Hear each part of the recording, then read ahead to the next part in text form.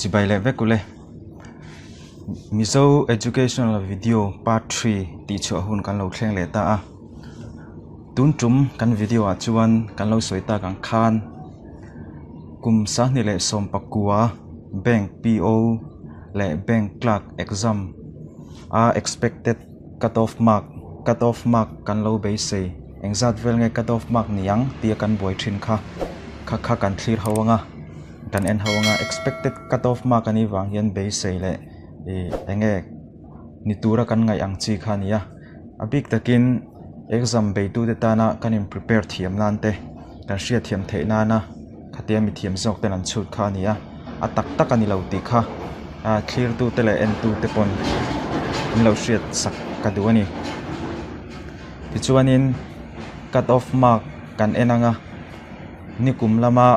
sanghi som pariat lama cut off mark te sanghi som parwa cut off mark te khamia zir khan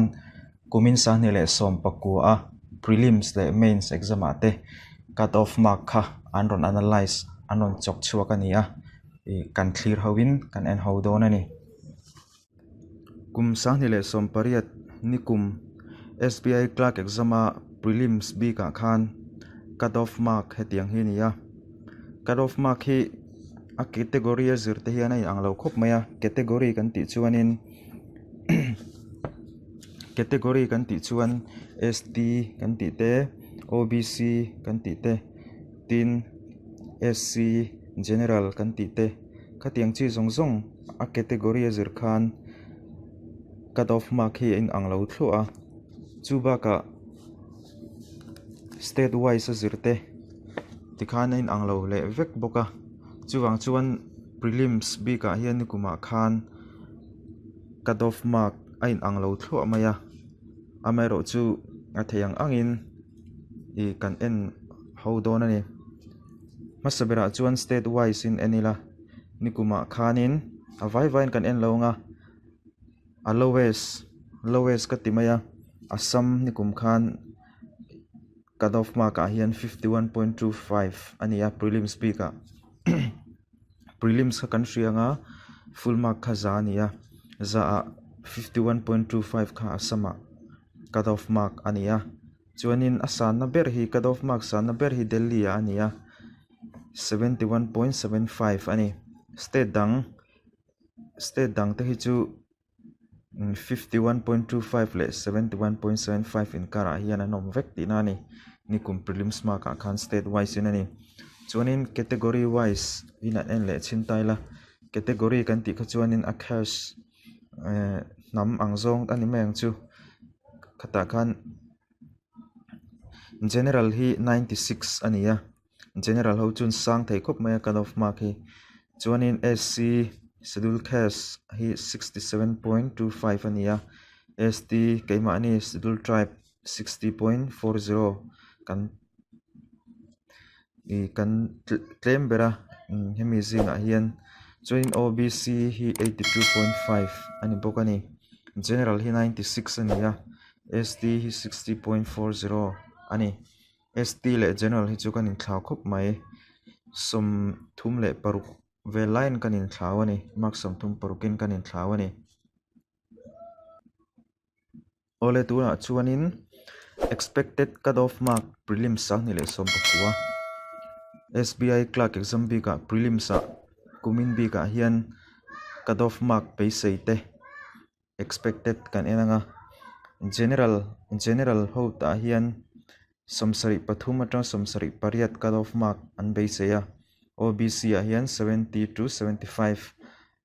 SC 55 to 60 chuan ST tan hian 45 to 50 in carvel is out of 100 an be sei ani unexpected ani kha SBI clerk sanghi som pakua kumin exam b ka expected cut off mark te chu nia ti chuanin cut off mark soitak ro chuanin SBI PO exam prelims mark cut off kha en le taila SBI PO exam b ka hianin prelims sanghi le som pariat expected ani lawa hi nikumami previous cutoff mark ani chu previous year cutoff mark SBI PO exam a hian category wise in entaila kan hre tangin za zela ani out of 100 a engza nge cutoff mark an hmu ti kha kan en don ani general a hian general ho hian 56.75 ania prelims peak ani OBC 54.25 SC 49 ST 43 ani khakha prelims sang hile som pariat SBI PO exam ani nikumami ani chuanin mains a cutoff mark en le taila mains exam PO a hian mains a chuan full mark zani somnga lo ni a out of 250 a hian general tan 93.10 OBC tan 86.42 SC 77.13 ST 75.01 khakha zani somnga mark zani somnga ani chuanin SBI PO a thokhan group discussion le interview cutoff mark kha le ta khakha shanin SBI clerk exam a kha chuanin group discussion le interview khom lawa PO SBI PO exam a kha chuan oma ni kuma khan chu out of 50 ani group discussion le interview khan mark somnga puwa chuanin cutoff mark chu general a somni OBC a som pariat SC a som pariat ST a som pariat khang te kha mark somnga full mark ka cutoff mark te khan ni e ti chuanin nikum sahni som pariat PO bank PO exam a final cutoff lo ta chu final cutoff kan ti hian mark main exam le group discussion le interview wa mark kha mark zathum aniang chu vain khang zong kha an totala chuanin mark za an convert ani za an convert a out of 100 a engza nge final cutoff mark ti kha e category wise in kan en lenga general a 50.79 100 a 50.79 ania OBC 46.29 SC hotan 43.99 ST tan 39.87 khang kha a final cutoff mark ani out of 100 in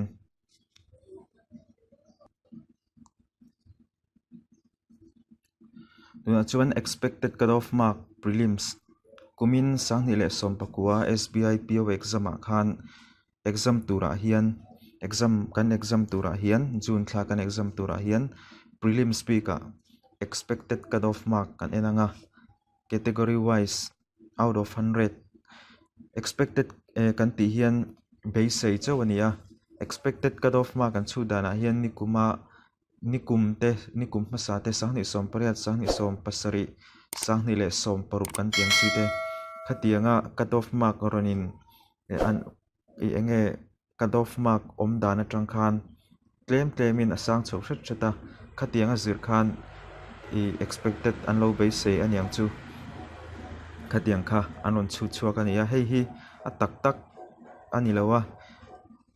cutoff mark tur adik che ti na ni lawa base chawania hei a hian a claim theya atam thei boka chuwang chuan hei hi executive in tlak chuang lo ani base expected chawani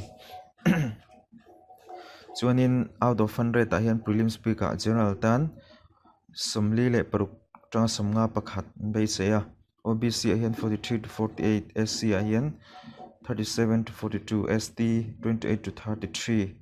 khakha website pakhata an base ania chuan website dang le chuan pakhat le chuan general tan 57 an ronda OBC hian 55.25 SC a 50 ST tan 44 website pakhat a hian expected cutoff mark hian ronda sang veka poni sela expected ania base chawania original poni chuang lo chuan angai nan khakan lo thiam mai done chuanin SBI PO main cutoff mark mains exam bi ka khan out of 250 alo ni tonga ta chuanin general bi ka 95.10 OBC 87.42 SC hotan 78.13 ST 76.01 khakha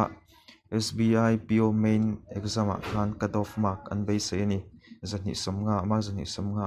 an bei se ni chuanin cut off mark heng tin nge chu thin ti te cut off mark kha eng tin nge an chu an nei thin evaluation procedure a process kha kan en thua kanga pakhatna chuan cut off mark an chu dana thil chu tura thil poimo pakhat chu exam bezat ani chu number of candidates appearing khamia zir khan cut off mark kha an chu thina chuan available post ruwa ka zirte chuanin question paper difficulty level question paper an set harlo zirte khan cut off mark ta kha an tidang lam thina an chu thina ni chuanin ahmalama kan soi tong khan category scheduled tribe scheduled case general OBC kan tiang chi khamia zir khan cut off mark kha dang lam le ta chuanin state azir khanin cut off mark kha an siam dang lam le bokani chuanin cut off mark hi lo chu lok vak thei ni lawa